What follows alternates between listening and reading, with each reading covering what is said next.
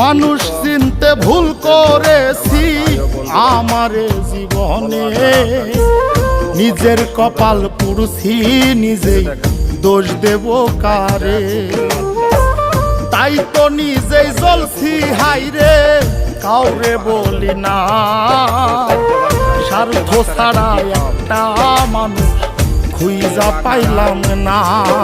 আমি স্বার্থ ছাড়া একটা মানুষ খুঁজা পাইলাম না। একটাই, আমার বাড়িতে কোনো মেয়ে